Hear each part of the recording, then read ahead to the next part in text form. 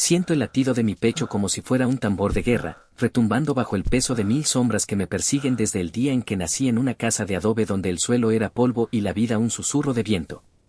¿Alguna vez te has preguntado cómo se siente cargar con el imperio de sangre que lleva mi nombre? Yo soy el Mencho, no el mito que la gente dibuja en los murales, sino el hombre que camina entre cadáveres y promesas rotas, que lleva la culpa de cada vida que desaparece bajo su mando. Nací en Naranjo de Chila, un pueblito olvidado de Michoacán, el 17 de julio de 1966. No había hospital, no había médico.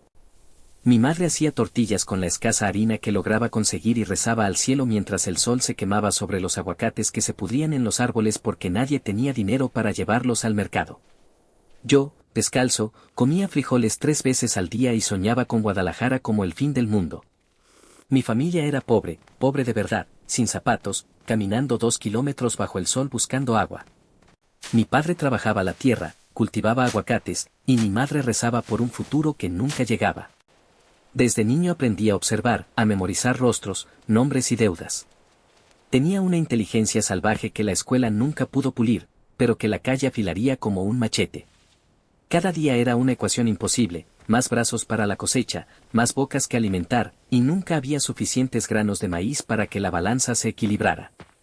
No terminé la primaria ni la secundaria, la escuela no era para mí, no por falta de inteligencia, sino porque en mi pueblo la única carrera disponible era morir lentamente de hambre o morir rápido bajo el sol de la sierra. Con menos de 20 años crucé la frontera hacia California, el estado dorado que prometía oportunidades. Las oportunidades para un mexicano indocumentado sin estudios en los años 80 eran lavar platos, recoger fruta o vender droga. Elegí lo que más pagaba, la heroína que se vendía en el barrio Mission como pan caliente. Viví en cuartos compartidos con otros 5 paisanos, comía comida de microondas y vivía bajo la paranoia constante de que la migra o un rival te encontraran en cualquier esquina. Aprendí inglés a golpes, aprendí que el dinero abre puertas que la dignidad nunca podrá. Mi primer arresto llegó en 1986, por posesión de propiedad robada y un arma cargada. La foto de la ficha policial fue la primera imagen oficial de mí, ojos pequeños, cara delgada, mirada de quien ya había decidido que las reglas del mundo no aplicaban para él. Me procesaron y me soltaron, la primera lección de que el sistema tiene grietas. En California conocí a Rosalinda González Valencia, hermana de Abigail González Valencia, el Queenie, líder de una organización que movería billones.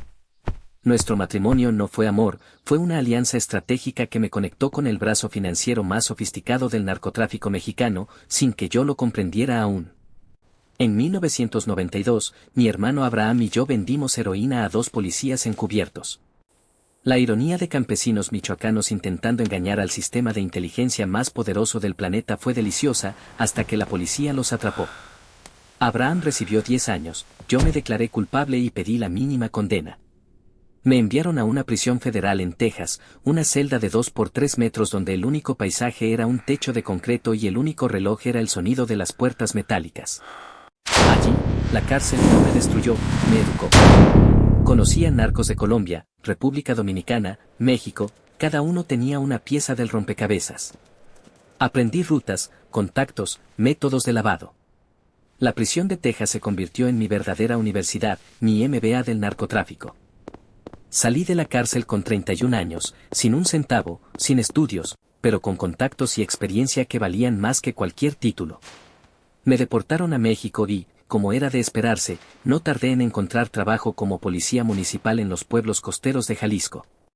El sueldo era una miseria, 3,000 pesos al mes, tal vez 4,000, pero no estaba allí por el dinero. Estaba allí para aprender cómo funciona el sistema desde adentro. Cada patrullada era una lección de quién protege a quién, qué rutas usa el ejército, dónde están los retenes, a qué hora cambia la guardia.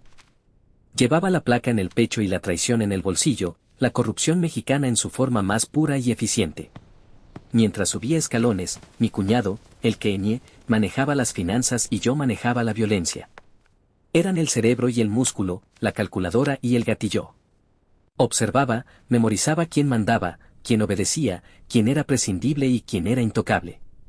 En 2009 cayó Óscar Orlando Nava Valencia, el Lobo, líder del Cártel del Milenio, y en 2010 su hermano Juan Carlos, el Tigre, también cayó.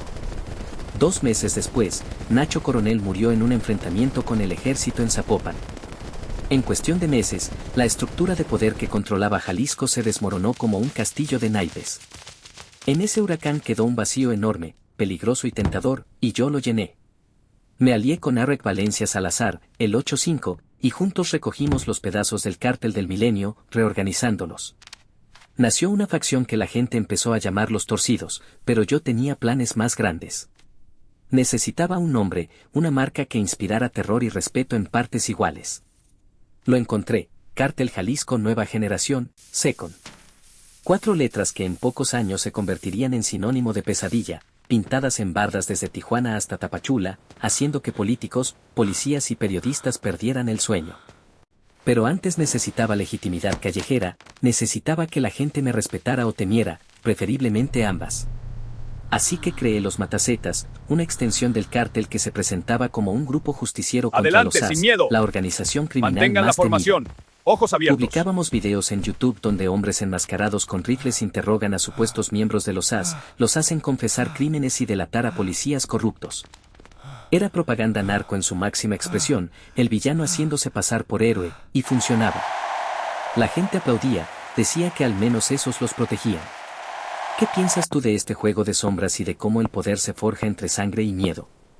Déjame tu opinión en los comentarios, de verdad quiero saber tu perspectiva. Dale like si esto te resonó, porque la historia apenas comienza. Si esto está abriendo tus ojos, suscríbete y activa la campana para seguir explorando los rincones oscuros que pocos se atreven a mirar. Los rumores empezaron a circular como el humo de los fogones en los pueblos más remotos. Cada vez que un coche blindado pasaba por una carretera de tierra, la gente susurraba, allí viene el Mencho. Yo sabía que el miedo era mi mejor aliado, pero también mi mayor enemigo, porque mientras más temor sembraba, más gente empezaba a mirarme por encima del hombro, esperando el momento oportuno para traicionarme. La paranoia se volvió una segunda piel que me acompañaba a cada paso, como la sombra que nunca se despega del cuerpo al atardecer. Una madrugada, mientras el cielo todavía estaba cubierto de nubes gruesas que parecían querer ahogar la luz, recibí una llamada de un contacto que había quedado en la zona fronteriza. Me dijo que había un cargamento de metanfetamina, de esos que valen más que una casa entera en la sierra, y que una milicia privada estaba dispuesta a entregarlo a quien fuera más rápido. No había margen de error. Si aceptaba, mi nombre se grabaría en la historia del narco como el que dio el paso definitivo hacia la supremacía. Si rechazaba, la milicia se alzaría como un nuevo rival, capaz de arrebatarme territorio y, sobre todo, de romper el delicado equilibrio que había construido con sangre y favores. Me reuní con mis hombres en una vieja casona abandonada, con las puertas reforzadas y los cristales rotos que dejaban entrar la brisa del desierto. Cada uno llevaba una pistola en la cintura, una mochila cargada de munición y una máscara que ocultaba el rostro, pero no el temblor que se sentía en los dedos. Les dije que la operación sería como una partida de ajedrez a muerte, mover la pieza correcta en el momento preciso y, sobre todo, no perder la cabeza. Les recordé que el objetivo no era solo el botín, sino el mensaje que enviábamos a todos los que se atrevieran a cuestionarnos. Aquí mandamos nosotros. Cuando el convoy llegó al punto de encuentro, las luces de los faroles titilaban como luciérnagas nerviosas. Los hombres de la milicia estaban armados hasta los dientes, con chalecos antibalas y rifles de asalto. Yo no tenía intención de disparar primero, quería que el silencio hablara por mí. En un gesto calculado, levanté la mano y señalé una caja metálica que descansaba bajo el polvo. Dentro había los paquetes de cristal, envueltos en plástico transparente. La tensión se podía cortar con un cuchillo. Uno de los capitanes de la milicia, un tipo de rostro curtido y ojos fríos, me miró directamente y dijo, si tú te vas con el botín, nosotros nos quedamos sin nada. Yo respondí con una sonrisa torcida, no es cuestión de quedarnos con nada, es cuestión de quien controla el flujo. En ese instante, el sonido de una metralla estalló en la noche. Los disparos cruzaron el aire como serpientes de fuego, y el caos se desató. Mis hombres reaccionaron al instante, cubriéndose detrás de los muros, devolviendo fuego con precisión mortal. La milicia, sorprendida por la ferocidad de nuestra defensa, comenzó a retroceder. En medio del tiroteo, vi a uno de mis camaradas caer, una herida en el pecho que le hizo perder el aliento. Su sangre se derramó sobre el suelo y, por un momento, sentí que la vida se escapaba de mis manos. Pero la rabia me impulsó a seguir luchando. Cuando el polvo se asentó, la mayoría de los hombres de la milicia habían huido, dejando atrás sus armas y su orgullo destrozado. Ese triunfo no solo nos dio el cargamento, sino que consolidó mi posición dentro del cártel. Los rivales empezaron a llamarme el hombre que no se rinde, y los aliados comenzaron a buscar mi consejo. Pero también surgió una nueva amenaza. El gobierno, que había estado observando cada movimiento, decidió que ya era hora de lanzar una ofensiva masiva contra nuestras bases. Las fuerzas federales, con helicópteros que sobrevolaban la sierra y patrullas que recorrían los caminos de polvo, empezaron a interrogar a los pobladores, a secuestrar a los hijos de los campesinos para forzar información. Yo comprendí que la guerra ya no era solo entre narcos, era una guerra contra el Estado, contra la propia gente que nos había criado. Para contrarrestar esa presión, diseñé una estrategia que mezclaba la violencia con la propaganda. Los matacetas, que antes eran un grupo de vigilantes enmascarados, se transformaron en una fuerza de choque que ejecutaba operaciones de justicia contra policías corruptos y funcionarios que se habían puesto del lado de la Federación. Cada vez que un oficial caía bajo nuestras balas, publicábamos un video en la red, con la cara del muerto, la placa y la frase «La justicia llega a los que la temen». Esa campaña no solo intimidaba a las autoridades, sino que también ganaba el apoyo de la población rural, que empezaba a vernos como la única alternativa a la impunidad del gobierno. El poder, sin embargo, tiene un precio. Cada día, al despertar, escuchaba el eco de los disparos del día anterior resonando en los muros de mi casa. Cada noche, el sonido de los helicópteros sobrevolando el horizonte me recordaba que la muerte estaba siempre al acecho. Mi mente se llenó de una lista interminable de nombres, traidores, rivales, informantes y, sobre todo, los que habían sido parte de mi vida antes de convertirme en capo. Recordaba a mis hermanos, a los niños que habían jugado en la tierra de mi infancia, a la madre que rezaba por un futuro mejor. A veces me preguntaba si todo ese sacrificio valía la pena, si la sangre derramada había dejado alguna huella de significado.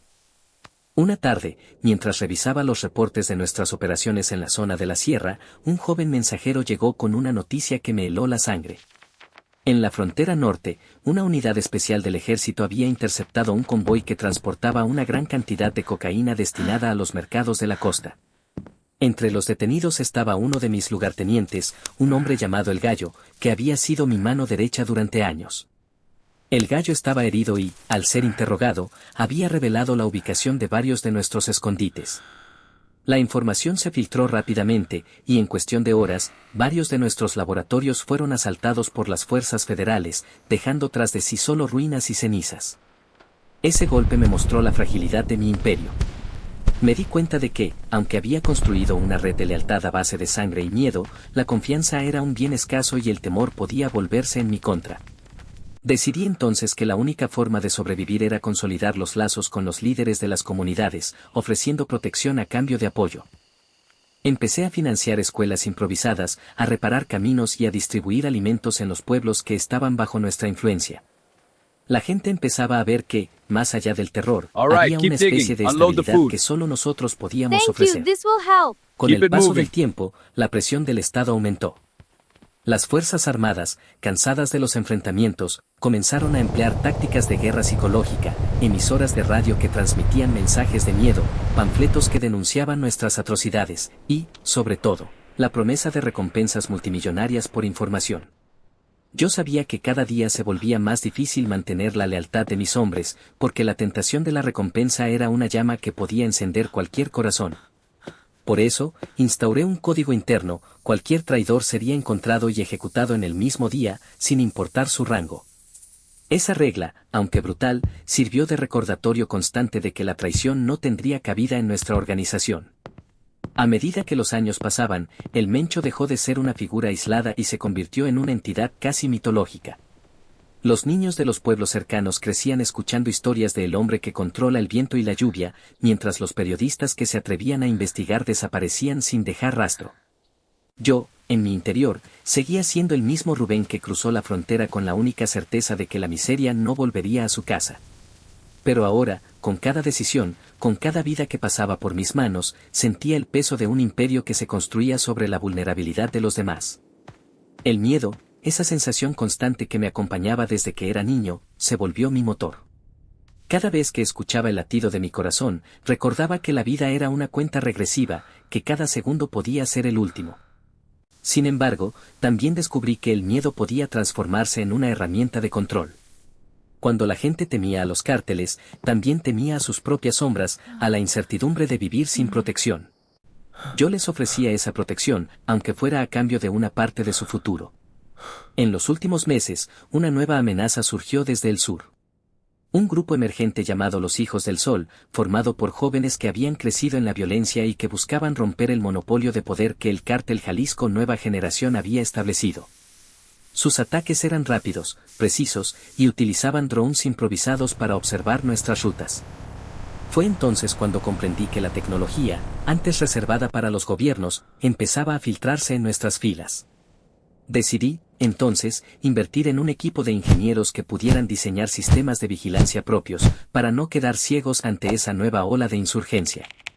Los enfrentamientos con los Hijos del Sol fueron diferentes a cualquier otro combate que habíamos vivido. No había solo balas y explosivos, había códigos, algoritmos y una guerra de información que se libraba en la red. Cada día, mi equipo descifraba mensajes encriptados, interceptaba transmisiones y neutralizaba drones antes de que pudieran sobrevolar nuestras bases. Esa era la nueva cara del conflicto, una batalla invisible donde la información era el arma más letal. Mientras todo esto sucedía, mi mente seguía volviendo a los primeros años, a la casa de adobe donde mi padre trabajaba la tierra y mi madre hacía tortillas bajo la luz de una lámpara de aceite. Pensaba en cómo la vida había tomado un rumbo que jamás hubiese imaginado. Me preguntaba si, en algún punto, había perdido al niño que soñaba con una ciudad grande y un futuro brillante. La respuesta, aunque amarga, era clara: el niño había sido devorado por la necesidad, por la violencia, por la lucha constante por sobrevivir. Lo que quedó fue una sombra que se alimenta de la misma oscuridad que una vez intentó escapar.